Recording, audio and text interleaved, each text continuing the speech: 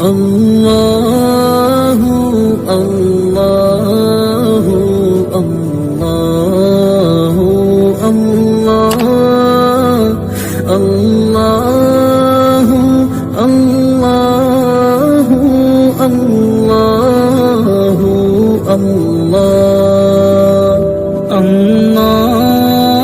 الله.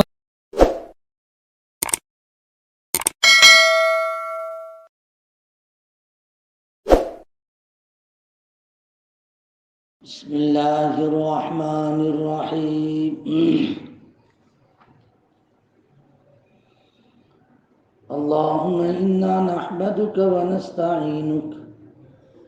جزا الله عنا محمدا صلى الله عليه وسلم ما هو أهله. أما بعد، وبه قال حدثنا وكيع قال حدثنا ابن أبي ذئب عن محمد بن قيس عن عبد الرحمن بن يزيد عن ثوبان رضي الله عنه قال قال رسول الله صلى الله عليه وسلم: من يتقبل لي بواحدا وأتقبل له بالجنة. قال قلت أنا. قال لا تسأل الناس شيئا. فكان ثوبان يقع صوته وهو راكب فلا يقول لأحد ناوليه حتى ينزل فيتناوله.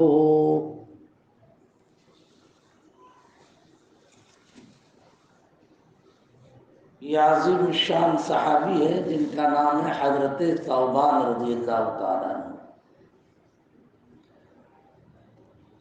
تو حضرت ثوبان جناب رسول پاک صلی اللہ علیہ وسلم کے غلام تھے. میرے آقا صلی اللہ علیہ وسلم کی خدمت میں رہنے والے انسان تھے. تو ادھر بیٹھ جائے، سامنے فیروز ہے بیٹا، ادھر بیٹھ جاؤ یا پھر باہر بیٹھو، دو میں سے ایک کام. اندر یا ادھر بیٹھو. حضرت ثوبان رضی اللہ تعالیٰ عنہ جناب رسول پاک صلی اللہ علیہ وسلم کے غلام تھے، مگر اللہ رب العزت نے ان کے ذریعے سے زبردست خدمت لی، اور خدمت بھی ایسی کی انہوں نے کہ آقا صلی اللہ علیہ وسلم سے چیزوں کو سیکھتے تھے. ایسا نہیں کہ فقط خدمت کر کے ایک عنوان ڈال دیا کہ میں نے خدمت کی ہے ان کی. بہت سارے ایسے ہیں جو خدمت کرتے ہیں، خیر اس کی بھی برکتیں ان کو ملتی ہے، اس کا انکار نہیں ہے، لیکن حقیقت تو یہ ہے کہ جب کسی کا خادم بنے تو پھر کچھ سیکھنا بھی چاہیے. اسے بھی خاص طور پر بڑے کا خادم بنے تو کچھ سیکھنا چاہیے. انہوں نے اللہ کے نبی علیہ الصلوۃ والتسلیم سے بہت ساری چیزیں سیکھی نے یاد رکھی. عجیب و غریب طرح کی احادیث ان سے منقول ہے. اچھا، کچھ چیزیں تو ان کو تاریخ وار یاد رہتی تھی. میں نے جو یہ مسند احمد، یہ جو آپ چھوٹی سی کتاب دیکھ رہے ہیں، یہ 30,000 حدیث ہے. کتنی؟ 30,000 حدیث ہے. بہت باریک باریک حروف ادھر اگر آپ دیکھو تو بہت باریک باریک حروف. امام احمد رحمۃ اللہ علیہ بہت بڑے محدث، انہوں نے یہ کتاب جمع کی. تو اس میں نے دو چار ابھی بیٹھ کر 1 گھنٹہ تک مطالعہ کرتا رہا. تو اسے میں نے دیکھا، میں نے کہا یار یہ تو عجیب آدمی کہ تاریخ وار چیز یاد ہے. ایک حدیث میں نے دیکھی، اس میں یہ ہے کہ جناب رسول پاک صلی اللہ علیہ وسلم ایک مرتبہ جنت البقیع کے پاس سے گزرے. جنت البقیع کے پاس سے گزرے نے، وہ تاریخ تھی 18 رمضان. 18 رمضان کو گزرے، اور ایک آدمی جو ہے کسی کو پچھنا لگا رہا تھا. پچھنے کا مطلب وہ ہے کہ خراب خون نکالنے کا جو سسٹم ہے نا، یہ حجامہ جسے کہتے ہیں، پچھنا لگا رہا. میرا آقا صلی اللہ علیہ وسلم نے دیکھ کر فرمایا: افطر الحاجم والمحجوم. پچھنا جس کو لگایا جا رہا اور جو پچھنا لگا رہا، دونوں کا روزہ ٹوٹ گیا. یہ آقا نے فرمایا افطر الحاجم والمحجوم. لیکن وہ یہ اللہ کے نبی علیہ السلام نے احتیاط کے طور پر فرمایا ہمارے مسلک کے اعتبار سے۔ اس زمانے میں جو خراب خون نکالتے تھے وہ جو ہے ٹوٹی کچھ اس طرح کی لگاتے تھے سینگی، اور اس طرح سے کھینچتے تھے۔ ظاہری بات ہے کہ کوئی ایک سیال چیز، پرواہی چیز اس کو کھینچے، زور سے جھٹکا لگے تو بے خیالی میں حلق سے نیچے بھی اترنے کا اندیشہ ہوتا ہے اس میں۔ اس لیے فرمایا کہ بھائی خطرہ ہے کہ روزہ ٹوٹ جائے نہ، جس میں سے خون نکالا جا رہا ہے تو بعض مرتبہ جب خون نکال دیا جاتا ہے نا تو بدن میں کمزوری پیدا ہو جاتی ہے، اور وہ کمزوری ایسی آ جاتی ہے کہ پھر اس کمزوری کے ساتھ وہ روزہ آخر تک نبھا نہیں پاتا، اور نتیجہ یہ ہوتا ہے کہ وہ روزہ توڑنے پہ مجبور ہو جاتا ہے۔ اس لیے اللہ کے نبی علیہ الصلوۃ والتسلیم نے فرمایا روزہ جو ہے، روزے کی حالت میں خراب خون نکالنے والا نکلوانے والا دونوں کا روزہ ٹوٹا، یہ اللہ کے نبی علیہ السلام نے فرمایا، ٹوٹا نہیں، ٹوٹنے کے آڑ میں رہتا ہے، یہ حدیث کا مطلب ہے۔ مجھے تو یہ بتلانا ہے کہ دیکھیے یہ حدیث اللہ کے نبی علیہ الصلوۃ والتسلیم نے کہاں بیان کی، کون سی تاریخ کو بیان کی، دونوں معلوم ہے، تاریخ وار معلوم، کہاں بیان کی اور کس جگہ بیان کی۔ مجھے خوب یاد ہے، بعض لوگ ہوتے ہیں وہ ایسی چیزوں کو نوٹ کرتے رہتے ہیں۔ الحمدللہ ابھی تو ہمارے 27واں سال چل رہا ہے شاید یہاں علی پور میں خدمت دینے کے، اللہ پاک جو ہے اور سعادت عطا فرمائے۔ جب پہلا سال ہمارا یہاں پر تھا، یہ دوسرا سال تھا، کتابیں ختم ہو گئی کورس کی، تو پھر اس کے بعد 2-4 اساتذہ ہم لوگ یار کتابیں ختم ہو گئی ہے، اس وقت اتنے سارے مشاغل بھی نہیں تھے، بات چلو یار اللہ والوں کو ملنے کے لیے نکلے، تو اللہ والوں کو ملنے کے لیے نکلے تو ہم لوگوں نے پروگرام بنایا کہ سیدھے حضرت مفتی عبدالرحیم صاحب لائٹ پوری رحمۃ اللہ علیہ کی خدمت میں جاتے ہیں۔ فجر ہم لوگ نکلے، بلکہ فجر کی نماز ہم نے ترتیب بنائی کہ راستے میں کہیں بھی پڑھ لیں گے۔ جیسے ہی نکلے اللہ کا کرنا کہ دل میں بات آئے کہ لائٹ پور چلے جاتے، فجر کی نماز اپنے لائٹ پور میں پڑھتے، لائٹ پور میں جا کے پڑھی، ہمارا کو پہچاننے والا تو وہاں تھا نہیں، لیکن کچھ حضرات نے دیکھا کہ یہ سب علماء ہیں، نئے چہرے ہیں، تو آئے، ملاقات کی، اور پھر تعارف کرایا کہ مکان کے پاس ایک بہت بڑے نیک بندے رہتے ہیں، واقعتاً بڑے مہمان نواز تھے، بھائی میاں سمجھے، جو حضرت مفتی عبدالرشید صاحب بلاج پور والے، ان کے والد صاحب، انہوں نے واقعتاً ہم لوگوں کا زبردست اکرام، چائے وغیرہ سب۔ وہاں پر کچھ اللہ والوں کے متعلق معلوم ہوا، لسٹ سے مولانا احمد دیوان آئے ہوئے تھے، جن کے پاس پروانہ وار لوگ حدیث کی ایک چیز لینے کے لیے جاتے تھے، جس کو پرمیشن کہتے ہیں، اجازت حدیث لینے کے لیے جاتے تھے، وہاں پر بھی گئے۔ پھر انہوں نے بتلایا کفلیتا میں ایک بزرگ رہتے ہیں مولانا عبدالحی کر کے، ہم وہاں چلے گئے، وہاں بھی گئے، مولانا احمد صاحب کے وہاں بھی گئے۔ یہ وہ انسان ہے کفلیتا کا مولانا عبدالحی، 2 مولانا عبدالحی گزرے کفلیتا میں، ایک ان سے بھی بہت پہلے جو رنگون کے مفتی اعظم کہلاتے ہیں، رنگون برما۔ اس وقت لوگوں کی آمد و رفت ایسی تھی جیسے افریقہ، لندن میں سلطان آتے جاتے، لوگ وہاں جاتے تھے، تو رنگون میں مفتی عبدالحی کر کے گزرے، لیکن یہ دوسرے عبدالحی تھے۔ گجرات کے لوگوں پر یہ دوسرا جو عبدالحی ہے، دوسرے اللہ کو پیار ہوگی، زبردست احسان ہے ہم لوگوں کے اوپر۔ 45 سال تک اس بندے خدا نے 45 سال تک اس بندے خدا نے گجرات کا اتہاس لکھا ہے، اور وہ شاید آپ لوگوں نے ممکن ہے وہ کتاب دیکھی ہو، 5 بھاگ ہیں اس کے، ایک ایک بھاگ اتنا موٹا ہے، یعنی 800 پیج، تاریخ اکابر اولیاء گجرات، تاریخ اکابر اولیاء۔ تو ہم لوگ ان کی خدمت تک پہنچے، جب وہاں پہ پہنچے تو بات ہونے لگی، بہت خوش ہو گئے، اللہ والوں کے خوب قصے سنا، خاص طور پر مولانا عبدالقادر رائے پوری رحمۃ اللہ علیہ کے قصے بڑے دلچسپ انداز سے سنا۔ پھر اس کے بعد ڈائری نکالی اندر جیسے، فرمایا مولانا علماء کو مخاطب کرتے ہوئے کہا میری عادت یہ رہی جب بھی اللہ والوں کے پاس آتا جاتا رہا، میں نے ایک نوٹ ڈائری بنائی، کب گئے، کیسے دیکھا، کیا پایا، سمجھ رہے نا، کب گئے، کیسے دیکھا، کیا پایا، تو کہا میں اس ڈائری میں نوٹ کر لیتا ہوں۔ اور فرمایا کہ اس طرح کی میری بہت ساری ڈائریاں، بہت سارے اللہ والوں کے پاس آنا جانا رہا، یہ ڈائری مجھے اس وقت تو سمجھ میں نہیں آیا، اب مجھے کام دے رہی ہے، اور اتنی زبردست گجرات کی تاریخ اس بندے خدا نے لکھی ہے 45 سال تک، لیکن اپنے کو معلوم نہیں ہے، سمجھے، اپنے کو معلوم نہیں۔ حقیقت یہ ہے اتہاس یاد رکھنا ضروری ہے، اتہاس یاد رکھنا ضروری ہے۔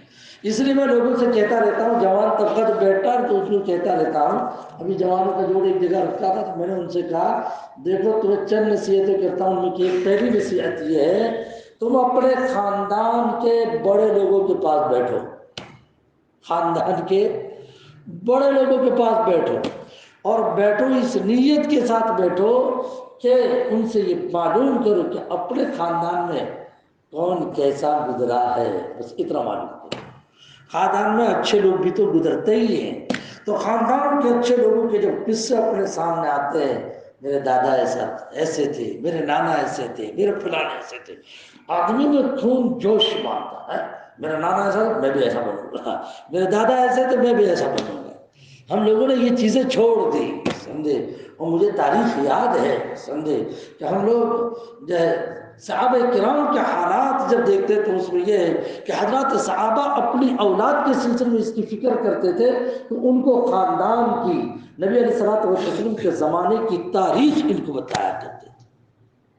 کرو گے آپ لوگ بھی انشاءاللہ، خاندان کے بڑے بوڑھوں کے پاس بیٹھو، آج وہ تو ان کو تو جھاڑو مار کے سائڈ پہ ڈال دیتے ہیں، وہاں دادا بیٹھے بیٹھے تسبیح پڑھتے رہے، ارے وہ تسبیح نہیں، وہ تو جو ہے تیری نے میری مستقبل کی ساری جو ہے نا وہ تیاری کر رہا ہے، دعائیں دے رہا ہے، وہ مجھے تمہیں جمانے کی فکر کر رہا ہے، تم لوگ یہ سمجھتے ہو اس کو کونے میں ڈال دیا، ارے وہ تو بہت کچھ کر رہا ہے میرے تمہارے لیے، ہم تو نہیں کہتے، وہ سب کچھ وہ کر رہا ہے۔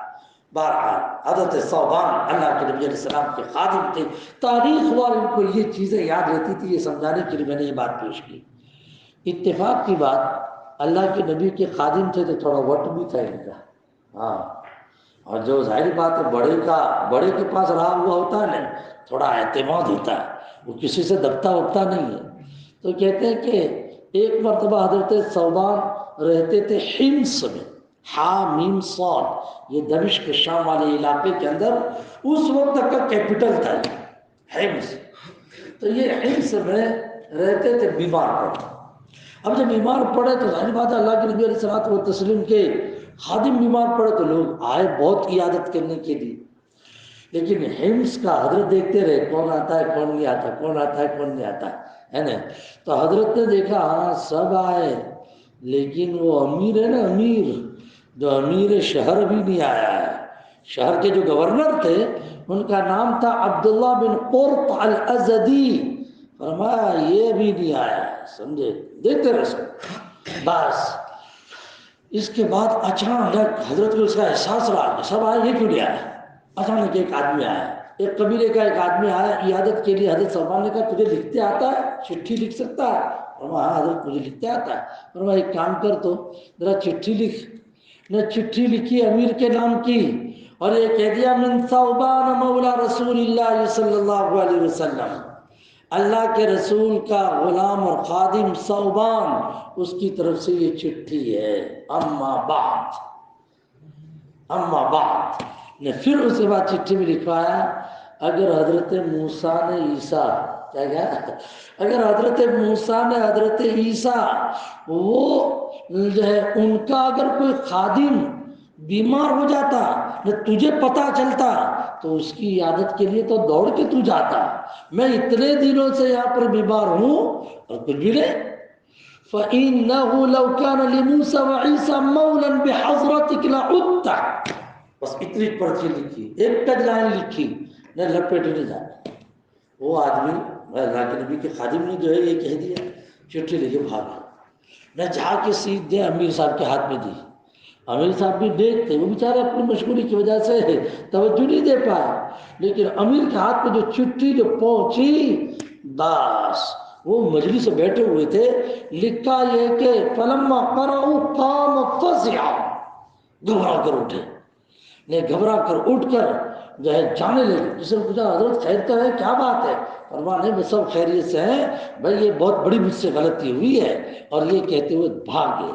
کہتے ہیں کہ وہ امیر صاحب جب آئے تو فرمایا حضرت کیا بات ہے؟ سمجھے حضرت ثوبان نے فرمایا چادر پکڑ لی، اس کے بعد فرمایا بیٹھ یہاں پر، پاور دیکھیے رابرٹ یہاں پر ہوتا ہے، بات بتاؤ بڑا ہوتا ہے نا، بڑے کے پاس جو رہا ہوا انسان ہوتا ہے اس سے پاور آ جاتا ہے۔ حضرت نے بیٹھ جا بٹھایا، اور اس کے بعد یہ فرمایا کہ دیکھ میں تجھے اللہ کے نبی علیہ الصلوۃ والتسلیم کی ایک حدیث میں سنانا چاہتا تھا، اس حدیث سنانے کے لیے میں نے تجھے بطور خاص بلایا ہے۔ اور وہ حدیث سنائی تو فرمایا دیکھو میری امت کے لَيَدْخُلُنَّ الْجَنَّةَ مِنْ أُمَّتِي، میری امت کے 70,000 آدمی ایسے ہوں گے بلا حساب بلا عذاب جنت میں داخل ہو جائیں گے، اور جو 70,000 ہیں ان میں سے ہر 1000 کے ساتھ 70,000 ہوں، یعنی 70,000 تو ہے، پھر ایک 1,000 کے ساتھ پھر دوسرے 70,000 یہ لوگ بلا حساب جنت میں داخل ہو جائیں گے۔ بس اتنی یہ حدیث سنانے کے لیے میں نے تجھے بلایا ہے۔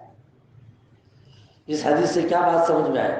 اس حدیث سے ایک بات یہ سمجھ میں آئی کہ بھائی جو بڑے کے خدام ہوتے ہیں نا، بڑے کے آدمی، تو ان کی جو ہے نا رعایت کرنی چاہیے، ان کا لحاظ رکھنا چاہیے، بڑے آدمیوں کی اس کے لحاظ رکھنا چاہیے۔ چنانچہ دنیا کے اندر بڑے کے خداموں کے قصے بھی بڑے عجیب ملتے ہیں۔ مرزا مظہر جانا رحمۃ اللہ علیہ، بلکہ ان کو چھوڑو، میں تو آپ لوگوں کو مثال پیش کرتا ہوں جریر بن عبداللہ البجلی کی۔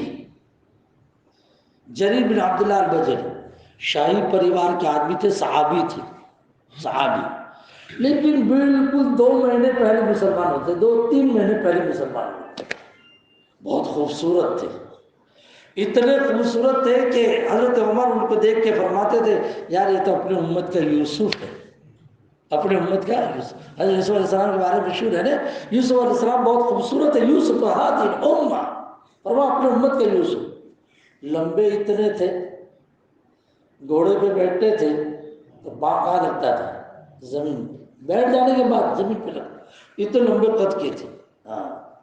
اللہ کے نبی کو ان سے پیار بھی بہت تھا، کیونکہ شاہی خزانے کے آدمی تھے، کیونکہ شاہی پریوار چھوڑ کر آئے تھے، نبی علیہ الصلوۃ والتسلیم کی محبت بھی بہت تھی۔ وہ یوں کہتے ہیں جب بھی اللہ کے نبی علیہ السلام نے مجھے دیکھا، میرے آقا مجھے دیکھ کر مسکرائے، مجھے دیکھ کر مسکرائے۔ اور ویسے بھی بھائی ڈیویلیا ڈھانچہ نہیں رکھنے کا، ڈیویلیا ڈھانچہ سمجھتے ہو؟ اترا ہوا چہرہ نہیں، جس کو بھی دیکھو کیسے ہے السلام علیکم، بھلے وہ تمہارا مخالف ہی کیوں نہ ہو، لیکن مسکراتے چہرے کے ساتھ ملنا چاہیے، سمجھے؟ ہاں، اللہ کے نبی علیہ السلام امت کی فکر میں ہمیشہ غمزدہ رہتے تھے، کان متباسل الاحزان، ہمیشہ غمزدہ، لیکن چہرہ ہمیشہ مسکراتا، مبتسمہ، مبتسمہ۔ تو یاد رہے گا یہ بھی ایک سنت ہے، یہ بھی ایک سنت ہے، کھانے کی سنتیں ہوتی ہے، عبادت کی سنت ہوتی ہے، سماج کی ایک سنت ہے، معاشرہ، سماج میں کیسے رہنے کا۔ اسی لیے دیکھا ہوگا کہ ہم لوگ بات کے بعد ارے یار اس کا انتقال ہو جاتا ہے کوئی نوجوان، ارے یار وہ نوجوان ایسا، کبھی اس کو لڑتے نہیں دیکھا، کبھی کہتے ہیں اس کا چہرہ تو سامنے جاتا رہتا ہے، وہ تو مسکراتا چہرہ، مسکراتا چہرہ، مبتسمہ۔ تو حضرت جریر بن عبداللہ البجلی نے یہ فرمایا مجھے میرے آقا نے جب بھی دیکھا مسکرا۔ لیکن اتنے بڑے صحابی تھے، میں نے پہلے کہہ دیا آپ لوگوں کو کہ نبی سے کتنے، نبی کے انتقال کے کتنے دن پہلے مسلمان ہوئے؟ 3 مہینے پہلے یا 3.5 مہینے پہلے۔ اب ظاہر بات ہے کہ 3-3.5 مہینے میں ان کو خدمت کرنے کا موقع نہیں ملا، آقا کی جو خدمت نہیں ملا۔ تو جب آقا کی وفات ہو گئی، حضرت انس کہتے ہیں کہ جریر بن عبداللہ سفر میں میری خدمت کرتے تھے، میں کہتا ارے اللہ کے بندے، عمر میں بھی بڑے اور بڑے خاندان کے بھی ہے، یہ کیا کر رہے ہیں؟ فرمایا نہیں میں تو کروں گا خدمت، آپ کی نہیں سارے انصاریوں کی کروں گا، اس لیے کہ میں نے انصاریوں کو ایک عمل میں دیکھا ہے، اس عمل میں سب سے آگے، اور وہ کون سا عمل؟ آپ لوگوں نے اللہ کے نبی علیہ السلام کی خدمت کی، نبی کی خدمت کی۔ بہرحال یہ ایک حدیث میں نے آپ کو سنائی، اصل میں نے جو عبارت پڑھی ہے وہ حدیث میں آپ لوگوں کو سناؤں، اس میں یہ ہے کہ ایک مرتبہ جناب رسول پاک صلی اللہ علیہ وسلم نے مجلس میں اعلان کیا، فرمایا کون آدمی ایک چیز کی ذمہ داری لیتا ہے میں اس کے لیے جنت کی ذمہ داری لیتا ہوں۔ کیا کہا؟ من یتقبل لی بواحدۃ، ایک چیز کی ذمہ داری کوئی سنبھال لے میں اس کے لیے جنت کی ذمہ داری۔ حضرت صاحب نے کرتے ہوئے آج اور جنت کی معمولی بات ہے، بس ایک چیز کرنی ہے جنت ملے، تو انہوں نے جو ہے اس طرح سے ہاتھ اٹھانا اور فرمایا ٹھیک ہے میں۔ اللہ کے نبی علیہ الصلوۃ والتسلیم نے فرمایا بھائی ایک چیز کی جو ذمہ داری سنبھالی وہ یہ ہے کبھی کسی کے پاس سے مانگنا مت، لا تسأل الناس شیئا، کبھی کسی سے کوئی چیز مانگنا مت، یہ تم منظور کر لو، تو حضرت صاحبان کہتے ہیں کہ میں نے اس کو منظور کر لیا، زندگی میں کسی سے کچھ نہیں مانگوں گا۔ حضرت صاحبان رضی اللہ تعالیٰ عنہ میرے آقا کے انتقال کے بعد ان کا حال یہ تھا، کیونکہ اللہ کے نبی علیہ الصلوۃ والتسلیم کو وچن دے چکے تھے میں کبھی کسی سے نہیں مانگوں گا، تو کہتے ہیں کہ سواری پر بیٹھ کے جب سوار ہو کے جاتے تھے ایک جگہ سے دوسری جگہ، تو بعض مرتبہ ہوتا ہے وہ ہاتھ میں جو لگام ہوتی ہے کوڑا ہوتا ہے چھٹک جاتا ہے، وہ چھٹک جاتا تھا، تو حضرت راستے میں دائیں بائیں جانے بہت سارے لوگ ہوتے تھے، کسی کو نہیں کہتے تھے بھائی ذرا مجھے اٹھا کے کوڑا دے دے میرا، نہیں، حضرت اوپر سے نیچے آتے تھے نہ اتر کر پھر اس کو لیتے پھر چڑھ کے پھر اگلا سفر شروع کرواتے تھے، اس لیے کہ اللہ کے نبی علیہ السلام کو وچن دے چکا ہوں، کیا؟ جنت کا جو یہ ہے وہ وچن یہ دے چکا ہوں، لا تسأل الناس شیئا، لوگ سے مانگا مت کر۔ یہ بہت بڑا پوائنٹ ہے جو میں آپ لوگوں کو بتانا چاہتا ہوں۔ آج ہماری عادتیں مانگنے کی ہو چکی ہے نا، ہاں کیسے کیسے سے مانگتے ہیں، غیور آدمی بیٹے سے بھی نہیں مانگتا، جس سے نہیں مانگتا بیٹے سے بھی نہیں مانگتا تھا، ایسے انسانوں کو ہم نے دیکھا ہے، سمجھے؟ ایک عالم صاحب ان کو ملنے کے لیے جاتے ہیں، بیٹا اچھا خاصا ماشاءاللہ یہ ہے، تو بار بار پوچھتے بھی ہاں ان کو ضرورت ہوگی تو فون کر دیں گے، ہم نے کبھی سامنے چل کر کبھی فون نہیں کیا ہے، ہم کہے کو یہ بتلانا کہ ہمیں آپ کے احتیاط ہے بیٹے کے پاس ہے جو ٹھاٹ سے مانگنے کا، سمجھ رہے ٹھاٹ سے، اس لیے کہ اللہ کے نبی علیہ السلام کی ایک حدیث بھی ہے، انت ومالک لابیک، تو تیرا مال تیرے ابا کا، کیا فرمایا؟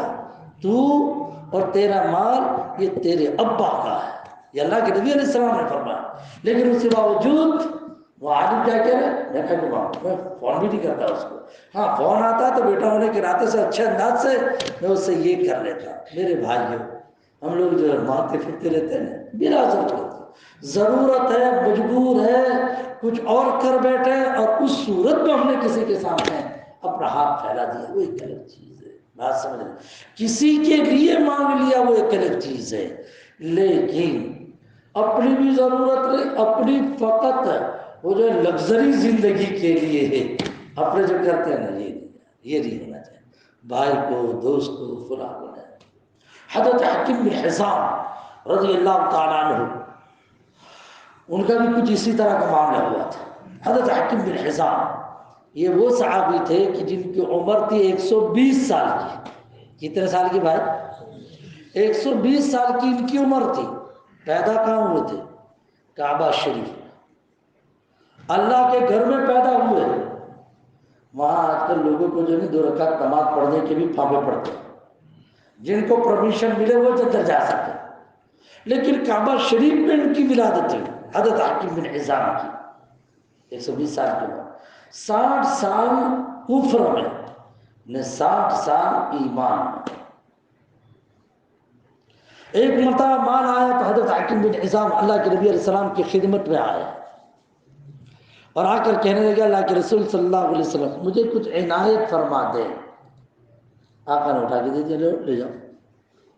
جب دیا تو پھر مانگا کہ اللہ کے رسول اور عطا فرما دے، آقا نے دیا، پھر مانگا پھر دیا، جتنا ڈھیر تھا سب دے دیا۔ مانگا تو ایک مرتبہ تو مانگ تو پوری کر ڈالی، لیکن اس کے بعد یہ فرمایا حکیم سنو، یہ مال ہے نا دیکھنے کو گرین، چکھنے کو میٹھا، ان هذا المال خضرة حلوة، دیکھنے کو بھی بڑا اچھا، چکھنے کو بھی بڑا اچھا، لیکن سنو مال میں ہمیشہ برکت دیکھنے کی۔ کیا دیکھنے کی؟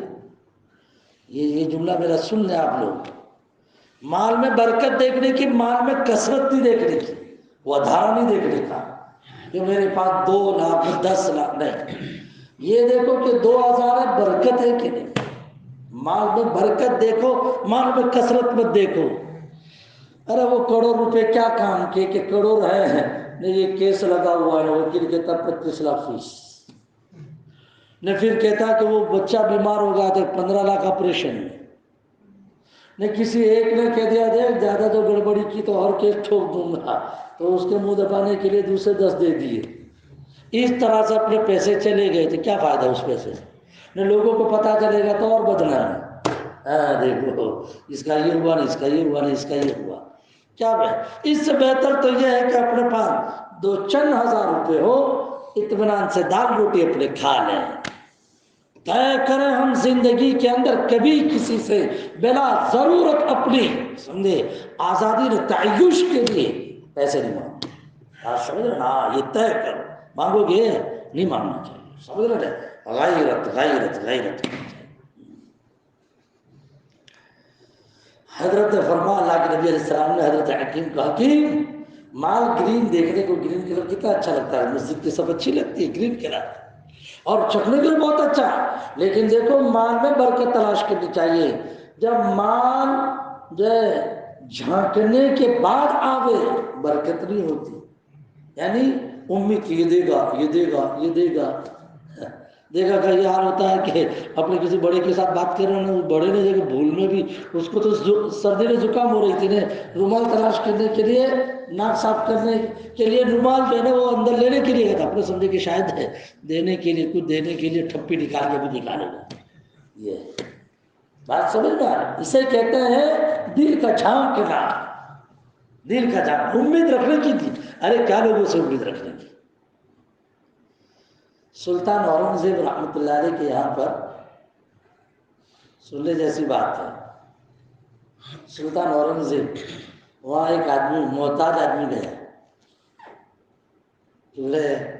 اس کو بیچارے کو بہت ضرورت تھی، چاش کا وقت تھا، تو کسی نے کہہ دیا بھائی ابھی تو حضرت نماز پڑھ رہے، جہاں پڑھنا نماز پڑھ رہے، ٹھیک ہے، تو کہا ذرا نماز پڑھ لو، اس کے بعد میری ملاقات ہے، ٹھیک ہے، نماز ہوئی، لکھے دیا بھائی نماز سے فارغ ہو جائے، تو جیسے وہ اندر گھسا حضرت کے کمرے میں، سلطان اورنگزیب بہت بڑے آدمی جیسے اندر گھسا تو دیکھا کہ وہ تو دونوں ہاتھ پھیلائے مانگ رہے، اس نے کہا آپ کو جیسے دیکھا کہ یہ مانگ رہے ہیں کسی کے سامنے ہاتھ پھیلا کے، بیٹھ تو گئے لیکن طے کر لیا میں اسے نہیں مانگوں، آیا تھا ضرورت کے لیے، نہیں اسپیشل وقت کے ساتھ پہنچا۔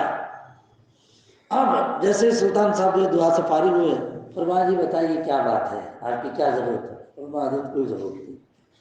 کیا کوئی ضرورت ہے؟ ارے بھائی کوئی ضرورت ہے تو پھر آئے کیوں؟ نہ آیا تو تھا ضرورت کے لیے، لیکن میں نے دیکھا کہ تم بھی میرے جیسے ضرورت مند ہو، تم بھی کسی کے سامنے ہاتھ پھیلائے ہوئے، تو جس کے سامنے بادشاہ ہاتھ پھیلایا تو میں کہیں کہ اس کے سامنے ہاتھ نہیں پھیلاؤں، نہیں اس لیے مجھے سبق مل گیا، میں تو جاتا ہوں وہیں سے مانگوں گا۔ بادشاہ بہت خوش ہو گئے، چلو بھائی میرے کمر سے کوئی طرح تو معلوم ہوا، بات سمجھ رہے نا، ہمیشہ اللہ سے مانگنا چاہیے، اللہ ہی دیتے ہیں، ان للہ ما اخذ وله ما اعطى، دیوے وہ بھی اس کا، نہ دیوے وہ بھی اس کا، وللہ میراث السماوات والارض وللہ خزائن السماوات والارض، آسمان والے سے مانگو، وہاں اپنی روزی لکھی جائے۔ قرآن کہتا وَفِي السَّمَاءِ رِزْقُكُمْ وَمَا تُوعَدُونَ، آسمان میں تمہاری روزی ہے اور ہر وہ چیز ہے جس کا وعدہ کیا جاتا ہے۔ بات سمجھ میں آ رہا؟ بہرحال آج کے درس میں یہی ایک نصیحت مجھے آپ لوگوں کو بتلانی تھی.